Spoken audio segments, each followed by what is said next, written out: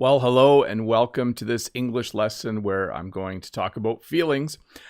Now, I do have to say we did do an English lesson on feelings, I think over a year ago. So this is actually part 2 of this lesson, but I was able to find a number of new words for feelings that I can teach you. If you don't know who I am, I'm Bob the Canadian. I teach English here on YouTube. Some of you might not recognize me because I shaved. I regret it, by the way. I'm going to grow this back.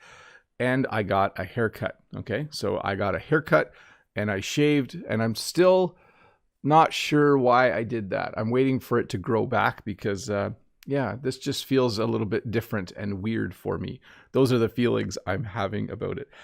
Anyways, welcome to this English lesson about feelings.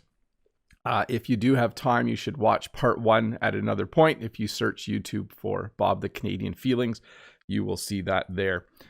The very first word I want to teach you is the word paranoid. So when you feel paranoid, or if you say I am paranoid, it means you're overly worried about things. Sometimes we always make fun of people who wear tinfoil hats because they're paranoid that the government is trying to read their thoughts or listen in on all their conversations. So if you are paranoid, you are overly scared or overly worried about something happening.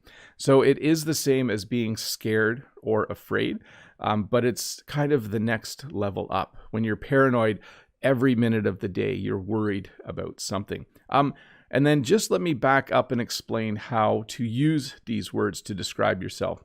You would say, I am paranoid, or you can say, I am feeling paranoid. Both constructs are perfectly correct. And you can also say, I'm feeling paranoid. You can use the contraction.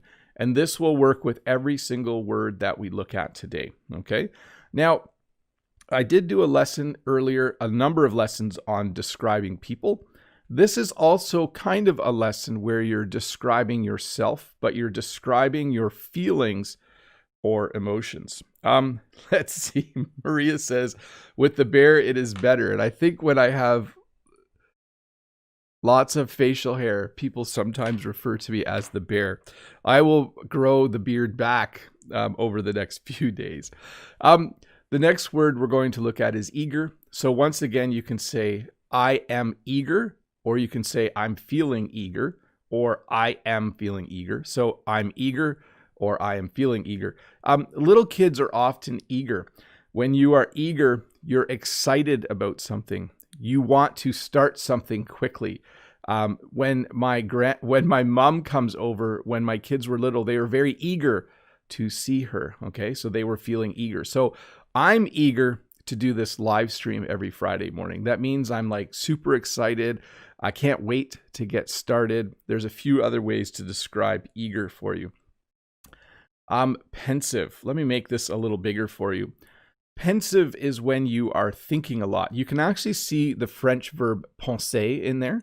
So pensive, if I say I am pensive or I'm feeling pensive, it means that I'm deep in thought about something. Sometimes I sit and I think really, really deep thoughts about things. And if someone saw me, they could say, oh, what are you doing? Are you bored? And I could reply and say, no, I'm pensive, or I'm feeling pensive this morning. So again, when you are pensive, it means you are sitting and thinking about something. Or content. So content is simply another word for happy. It's another word for feeling like life is good. When everything in your day goes well, you're usually feeling content. And you could say, I'm content, or I'm feeling content. Now, this word has a number of pronunciations, right? You can say that you are feeling content, but this YouTube channel has content. Same spelling, slightly different pronunciations. But anyways, when your day goes well, when you enjoy your day at work, or you enjoy your day at school, and when you have a little bit of money and you're just feeling like life is good, we would say that you are content. And then you could say, I am content, or I am feeling content. Refreshed. So every morning after I have a shower, I feel refreshed. After a long day of work, When I was a kid, after a long day of work, I would go for a swim in the pool, and then I would feel refreshed. So when you're refreshed, it's like you have new energy again. You're just feeling better about things.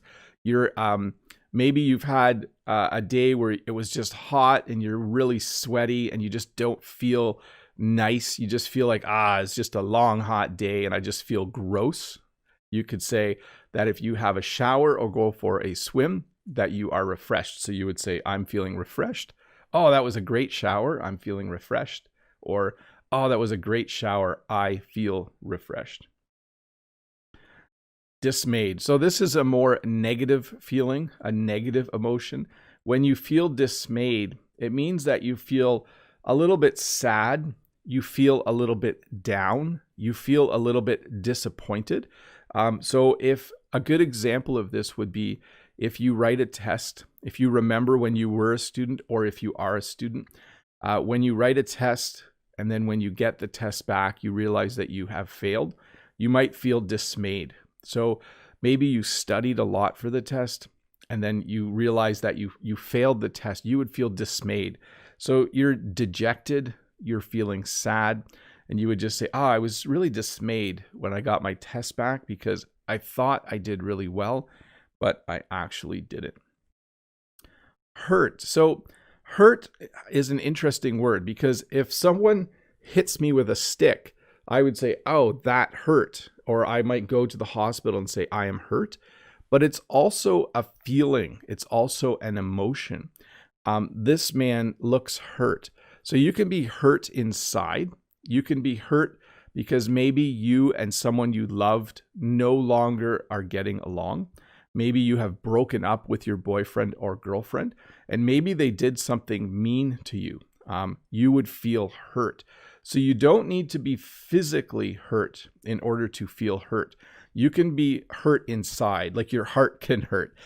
So you could say after a relationship ends, you might feel hurt.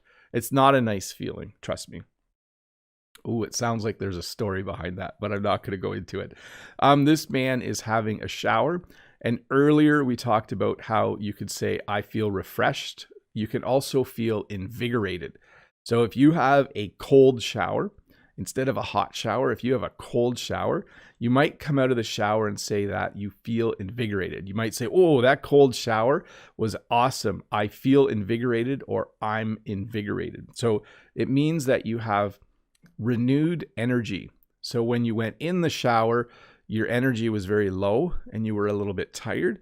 And now after having a cold shower, you feel invigorated. So it's like after you drink a cup of coffee with lots of caffeine in it, you might feel really, really invigorated.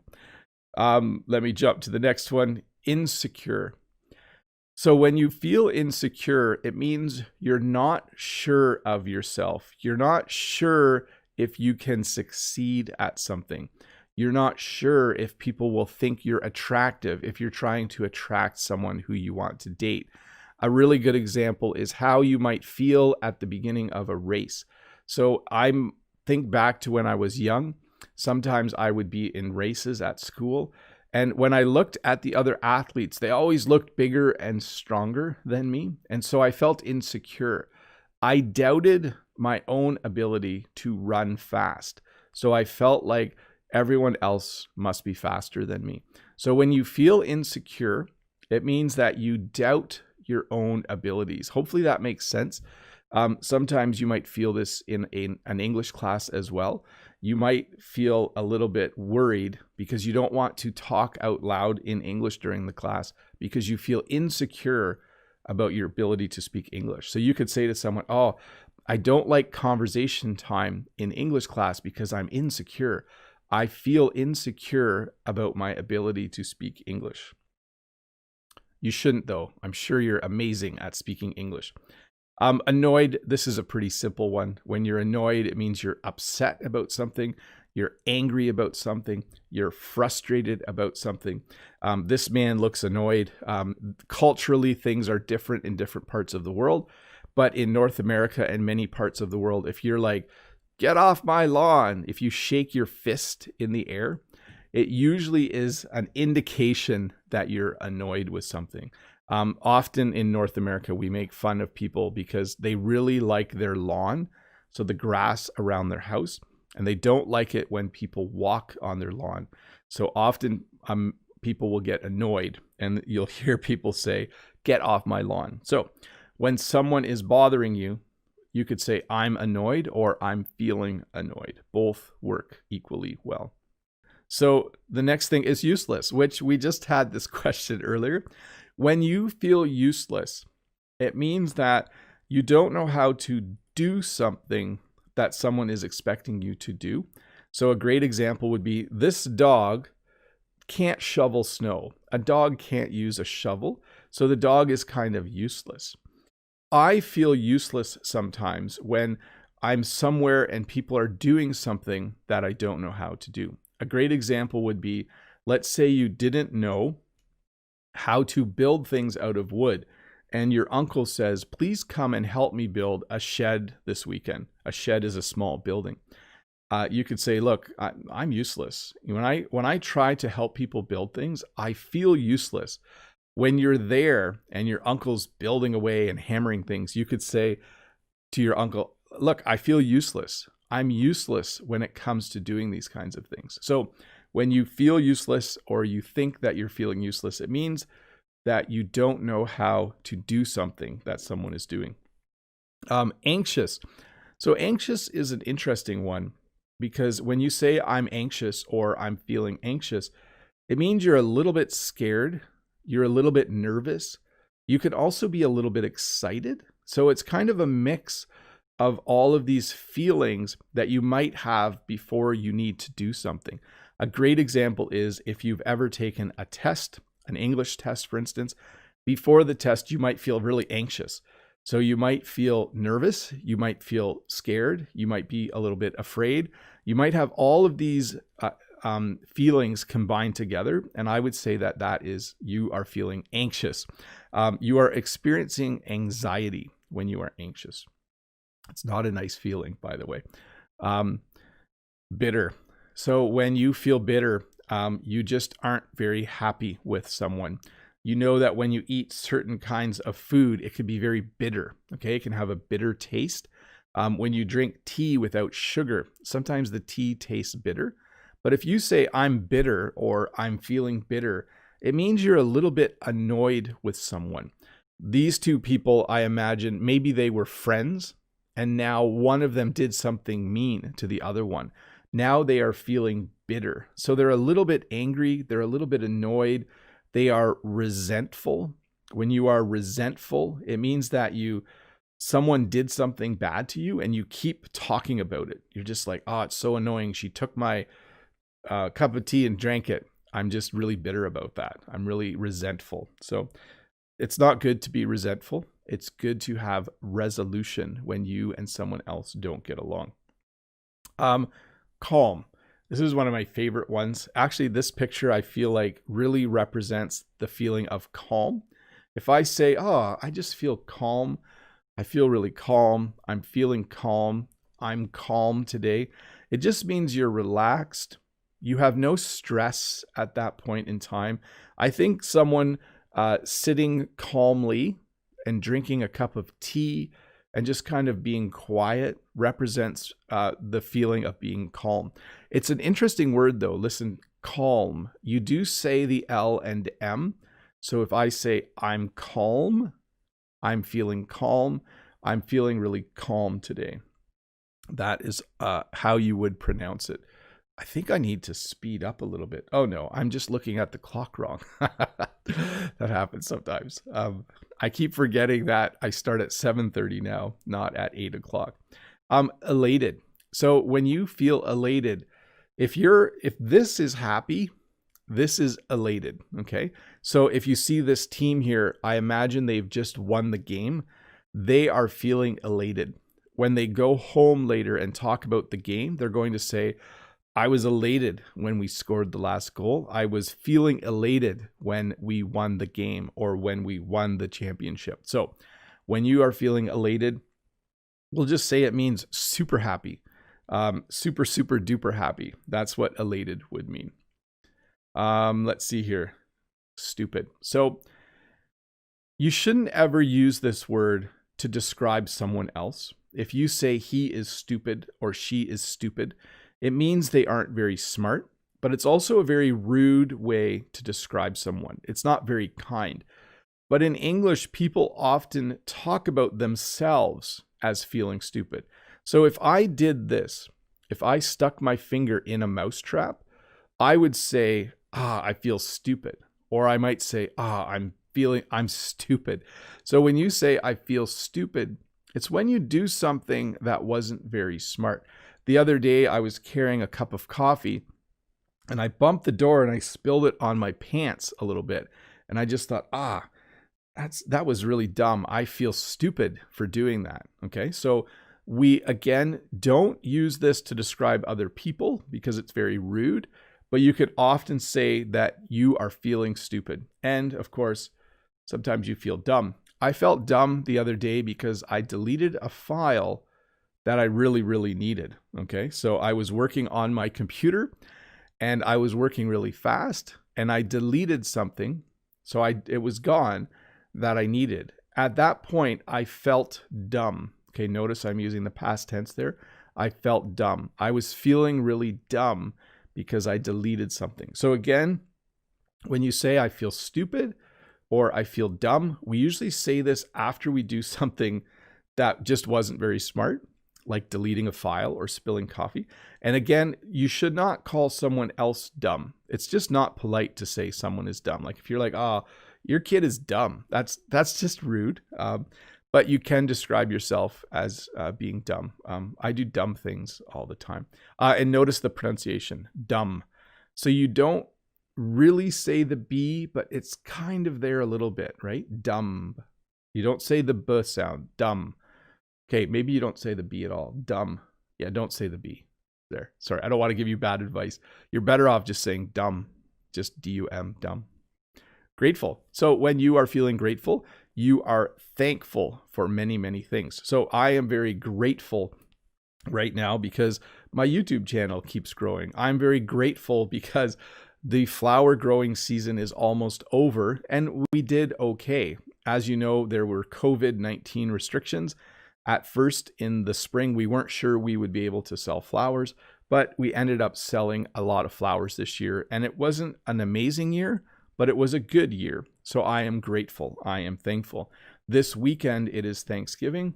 That is a weekend where we think about all of the things that we are thankful for, but also you could say we think of all the things that we are grateful for. So I am grateful for everything that I have in my life. I'm feeling grateful for it. So grateful. Helpless, we talked about a little bit. Little children are helpless. They can't do anything for themselves. So this child here is helpless. He needs his parents or her parents. I can't tell. But that child would be helpless if they were outside by themselves. So when you feel helpless, it means you aren't able to do anything for yourself. Another good example would be if your car broke down on the side of the road, and if you didn't know how to fix it, you would describe that as saying, I'm feeling helpless. You would phone someone. Sorry, I don't have my banana phone, but you would phone someone and say, hey, my car broke down. I'm on the side of the road. I'm just feeling helpless right now. I don't know what to do. And then maybe your friend can help you. Horrified. Horrified is simply another word for feeling scared. So when you are horrified by something, you are just in a state of fear. You feel fear. You are scared when you are horrified. You could also be horrified when you see something bad happen. When you see a bad car accident happen in front of you, you could just say, I was horrified because you saw things that were just not pleasant to see in that car accident. Irritable. This is a really good way to describe me on a day when I'm in a bad mood. When you're irritable, it means every little annoyance during the day seems bigger than it is. When you're irritable, things bother you very quickly. When you're irritable, you get angry really fast. So some days, especially if I don't sleep well, I'm very irritable. Okay. So today I'm not irritable. A couple of days ago, I didn't sleep well. I had a bad sleep and I was very irritable that day. So if people were loud, it bothered me. If people at work asked me to do stuff, it bothered me. I was very irritable. I got annoyed really, really quickly. Sorry, one last question from Panthera.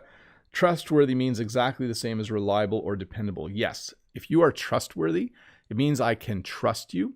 If you're reliable, it means I can count on you. All of those phrases mean very similar things. Oh yeah, we talked about useless, but inadequate means almost the same thing. If I was driving and if my car broke, I would feel inadequate because I don't know how to fix my car. I would need to call a tow truck to come and fix my car for me because I would just say, oh, I feel inadequate. I wish I knew more about cars. I'm feeling inadequate because I don't know how to fix my car. I would need to call a mechanic or a tow truck, I mean. So a tow truck comes and gets your car and brings it to a garage and the mechanic fixes your car. Mechanics are awesome, by the way. Let me just check something here.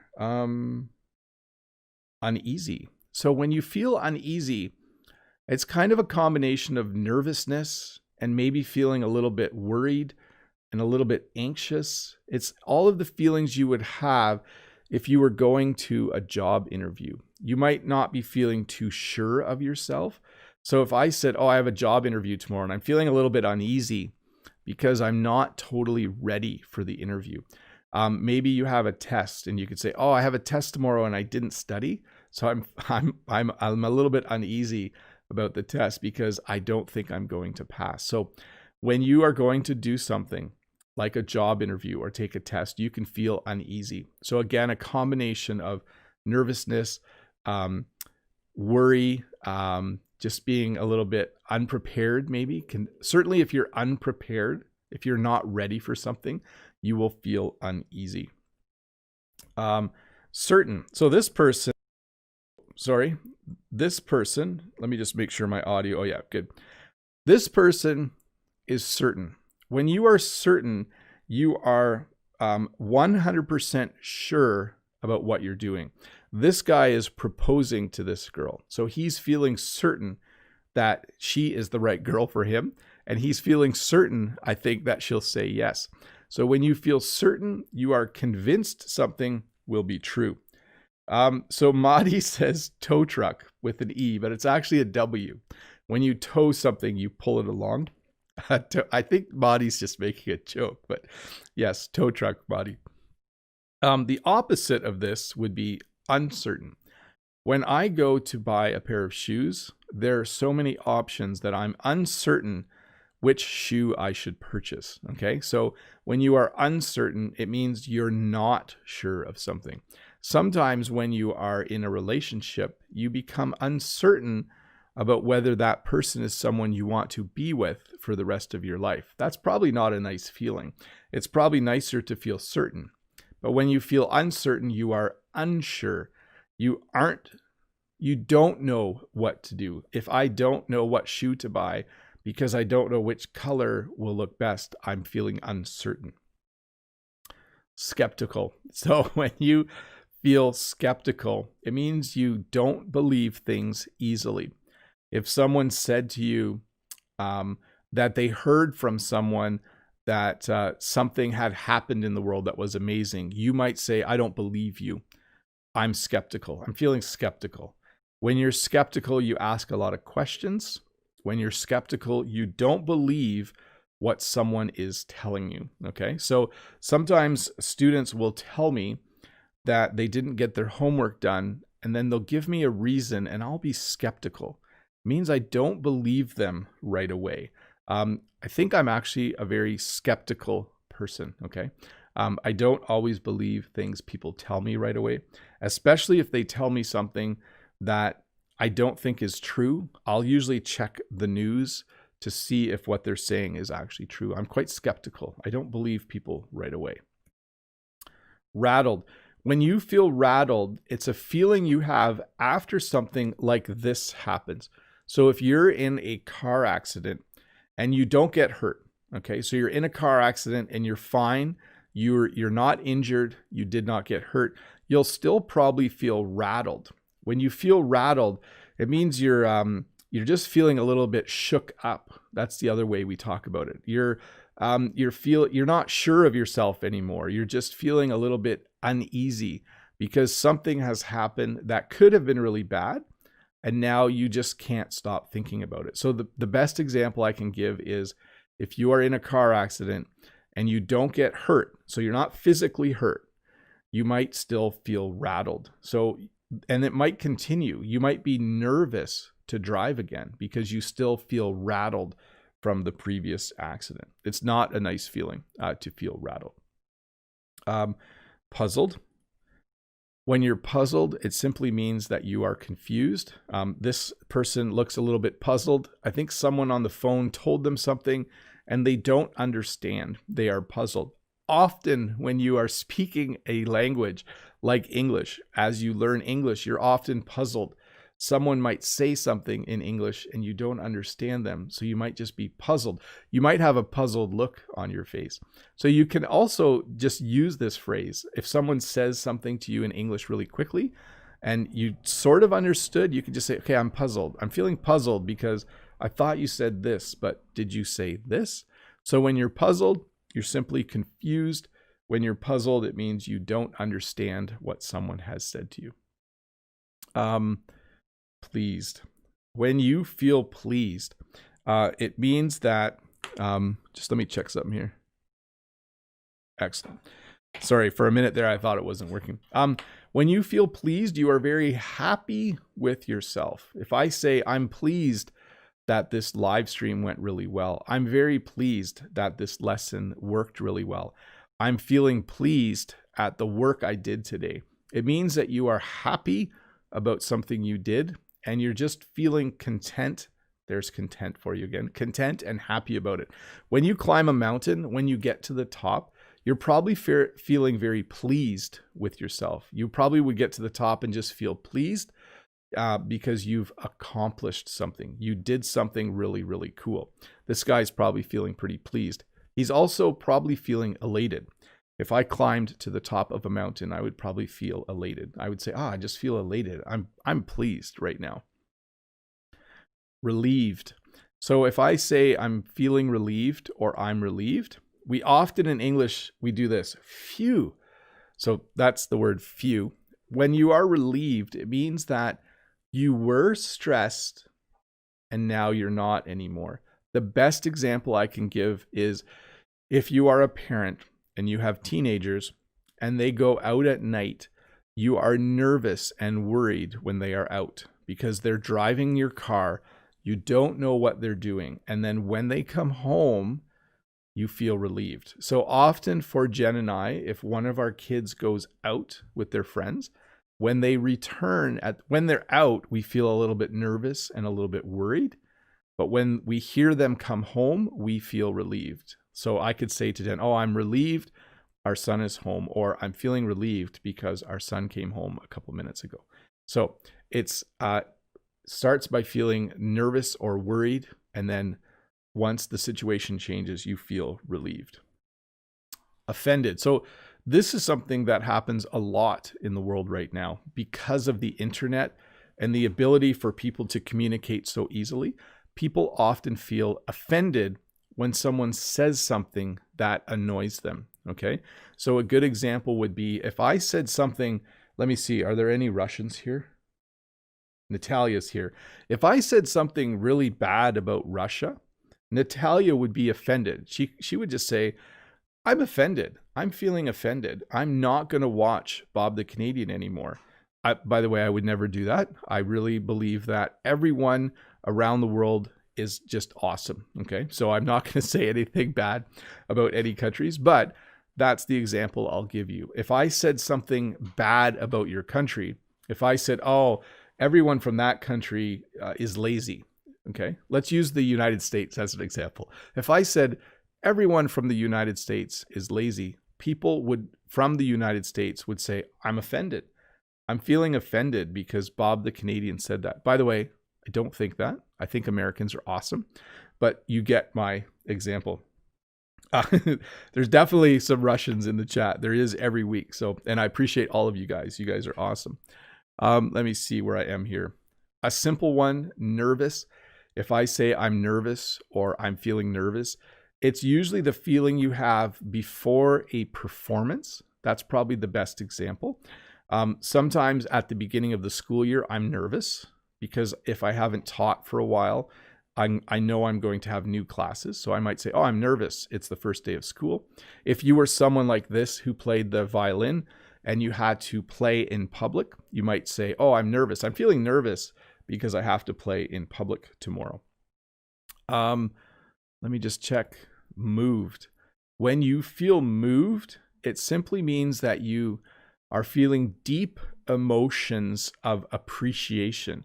When you see something really beautiful in nature, you can say, I'm moved. I'm moved by the view from the top of this mountain. I'm feeling moved. When you see really beautiful artwork, you might say, I'm moved. When you read a really good novel that just makes you feel really good inside, you could say, oh, I was moved by that novel. I'm feeling moved by this music. Music often does that as well. And then we have lonely. I think you are all familiar with this. If I say I'm lonely, or if I say I'm feeling lonely, it means that there aren't a lot of people in my life. There aren't a lot of people to talk to. And so I'm simply just not super happy because I really want to be around people, but there is no one for me to talk to. There's no one for me to have coffee with. And I would say that in that situation, I would say that I'm lonely or I'm feeling lonely.